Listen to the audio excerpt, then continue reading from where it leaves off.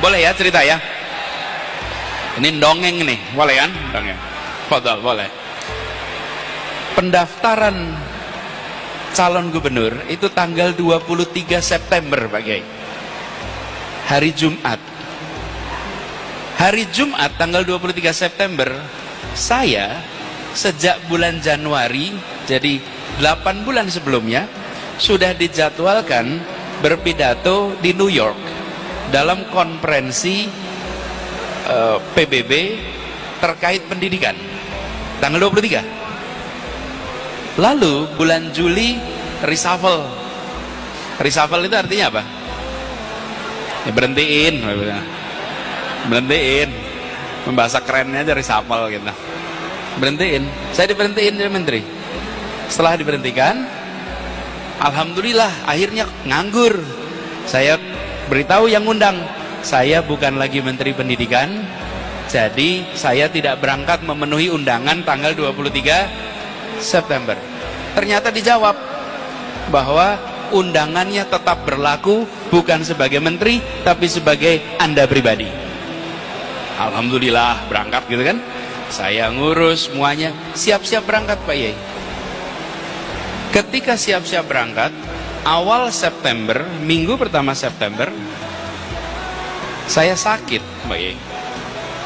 Sakit, ternyata terkena demam dengue, seperti demam berdarah. Dengue, dirawat di rumah sakit, diinfus segala macam.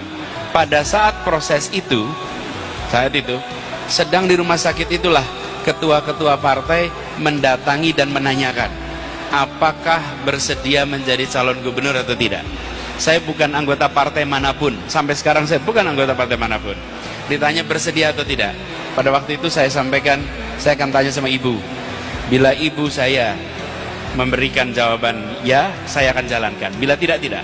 Dan ibu waktu itu menjawab, Anies, kalau ini kepengenannya Anies, nggak usah aja. Tapi kalau ini adalah permintaan dari umat, maka kerjakan. Bismillah, tawakal Allah. Saya bilang, saya tidak pernah punya rencana, saya tidak punya rencana. Sama sekali tidak pernah terbayang. Saya bilang, bismillah. Jadi saya jawab bersedia. Jadi Pak Yai, rute hidup kami itu berubah. Tanggal 23 yang harusnya berada di New York berubah. Kenapa? Karena dokter waktu itu mengatakan bahwa karena kenanya demam berdarah, tidak boleh penerbangan jarak jauh yang lama, sehingga tidak boleh pergi ke Amerika, sehingga harus di Jakarta. Karena itulah kemudian akhirnya saya terbawa di dalam urusan politik di Jakarta sehingga menjadi calon gubernur. Apa wis kalian? Gigitan nyamuk yang dikirim Allah mengubah jalur ini semua. Satu gigitan nyamuk membuat seluruh perjalanan hidup berubah. Bahwa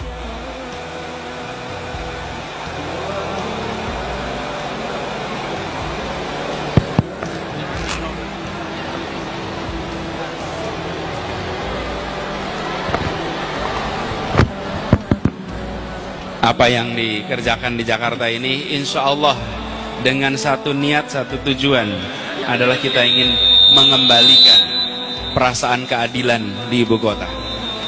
Bapak Ibu semua, Pak Kiai, soal keadilan inilah yang kita perjuangkan. Bayangkan sekalian, sederhana sekali, di Jakarta sering kita tidak merasa sebagai tuan rumah di tanah kita sendiri, seperti penumpang di tanah kita sendiri. Mengadakan maulid di Monas tidak boleh, mau potong korban di sekolah tidak boleh, mengadakan kegiatan-kegiatan di tempat yang sudah biasanya takbiran malam lebaran, ini tanah kita. Karena itu alhamdulillah sekarang takbiran kembali bergema di seluruh Jakarta kalau malam Ramadan. Monas yang sebegitu besar kembali menjadi tempat untuk kita merayakan Maulid Nabi Muhammad SAW di sana. Masih banyak yang dikerjakan. Tentu di sini tidak bisa saya sampaikan semua. Tapi saya mohon Pak Kiai Munawir Asli, ahlan wa sahlan Pak Kiai. Wah, ini betul-betul Kiai Ulama dari Jakarta datang semua ke Bekasi, luar biasa. Takbir.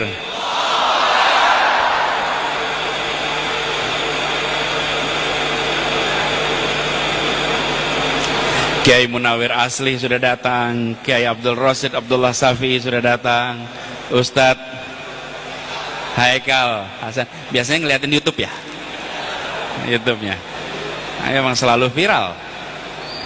Nah, Bapak Ibu sekalian, saya akan akhiri sambutan pada pagi hari ini dengan mengucapkan terima kasih.